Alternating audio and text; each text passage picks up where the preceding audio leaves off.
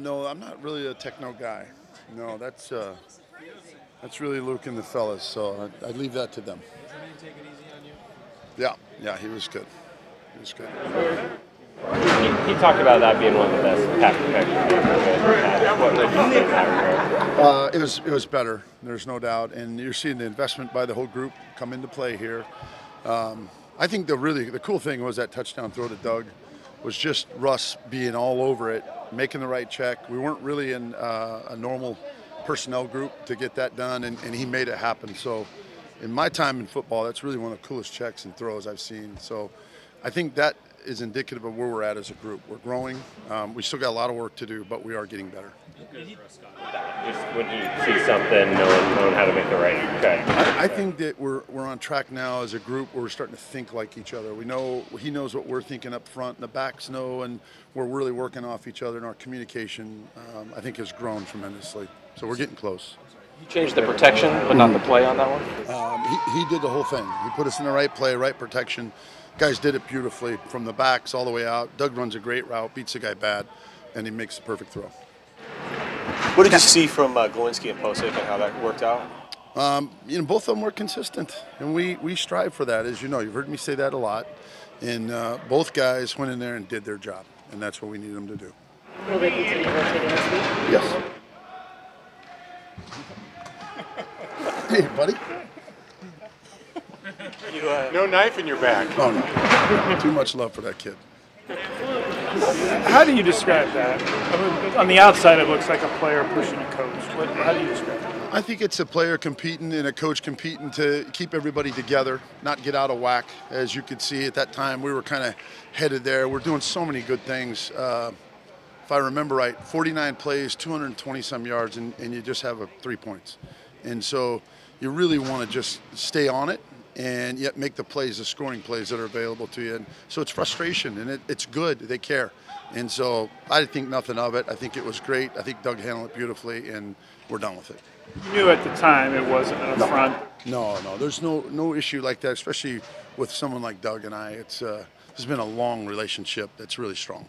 Would something like that, if you had done the same thing 10 years ago? I think so. I mean, I've always kind of been in control of that, regardless of whatever, the thought is. But the fact is, we all grow and we all get better. And I think the job as a coach is really to manage that, keep everybody together, keep them in line. And so my answer to that would be definitely. Part of you that thought you could just stiff arm him out of the way? And No, I was more focused on what was at hand than that. So. Looked like you guys walked off the field at halftime together. Did that just kind of get resolved right away? Absolutely. There's no issue there. And again, that's a young guy competing his tail off and a coach competing to keep everybody together and not get out of whack. Because really, I mean, you saw it. We're doing a lot of cool things and we're not getting the ball across the goal line. So I think the level of frustration for everybody was where a guy shorter, a play shorter, a block shorter, a throw and a catch short. And you see us growing right now, so this is a good problem to have. We want to continue to press the gas and continue to get better, and when it comes together, it should be really fun. Doug said that you guys are as close as any player and coach can be. What is your relationship like? I think, again, my past in terms of developing people and caring about people, when you see a young man who needs something, it started when he was a rookie, just being able to help him think about things, process through things. I feel like that's a responsibility I have on this football team, and he's just one individual, but I think the world of him, so there's no negative there. Tom, what are the attributes that you do like about Doug? His leadership, his humbleness, what are those things that you saw that you really thought was special? The first way I'd say that is a respect I have for how much he's grown. I say this to guys all the time. Life's this long and football's about this long, and you got to get the most out of this. And when I see guys who grow as players, but they grow as men and give themselves to be good husbands and good fathers, that chance to do that, that means everything to me. And if they become great football players in the meantime, that's better for our team. So I think it's important. When you had, go ahead, Jen. With this matchup on Sunday, the Texans are really good at not allowing third down conversions and in lots of different ways. Are you seeing enough from the offense to kind of help overcome those potential challenges that Houston can present? Yeah, I think, it's kind of a cool matchup in that they're very good, as you said. But if you look at us really over the last 2.5 games, we've really gotten good on third down. And we're understanding what it is to win your individual matchup, to be on time, throwing, catching, be where you're supposed to be. So I think it's coming together for us as well. And so I think this is one of the cool matchups of this game Sunday is us versus them on third down. Fetty's had the penalty issues maybe in the game, but maybe in the second half it looked like he got that sorted out a little bit. But what are you trying to do about that kind of his penalty stuff, and how do you feel like he's playing overall? I think he's improving and playing better and better as we go. The penalty thing, no excuse for it, and he stopped it. It's an accountability issue, quite frankly. For him, and I think for any young player, it's a choice you make. And if you look at those penalties, he's trying to hurry on the backside. You don't need to do that. He's good enough to just be him. And when he did that the second half, there were no issues. So we had a frank discussion about doing right. Halftime or?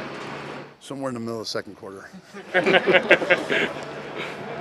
How have you seen him just as the years kind of progress, how he's handled that right tackle? Again, I think he's evolving into a really solid player. What I would like to see from him now is to become more dominant when that presents itself. Whether that's finishing a run block or finishing a pass block or picking up a twist or whatever that is, just being more detail in terms of finish. And so at the end of the day, you look at it and say, he owned the game from beginning to end. And right now, I still see a little peak and valley happening, and we'd like to smooth that out and just be solid the whole way. Doug said that he's the old guy in the huddle sometimes, and he also said that the young guys tend to get caught up especially in that sequence where you had 10 plays inside the 10 and not getting any points. What goes on in that situation? I mean, I know you're not in the huddle, but what's happening? Well, they start to wonder, am I doing right? Are we okay? And it's like human nature steps in play here. What we want to do is we have this mantra about finish, to keep doing right longer than the other guy. But it takes all 11, as you know, and so it's keeping all 11 on the same page. And really, that's been our issue. We missed something here, we're late here, or half here, and it's coming because it's getting better. But when that happens, I think we'll take off. And he's right. He's the oldest guy in the huddle. And so I think guys look to him all the time for that leadership piece. What's Ethan's readiness at center if he has to jump in there? He's good to go. We're ready to play him. I mean, he jumped right in, no issues. He's got so much of it in his background. We practice it every day. He gets a certain amount of snaps at center, so not worried about that. He's ready to play.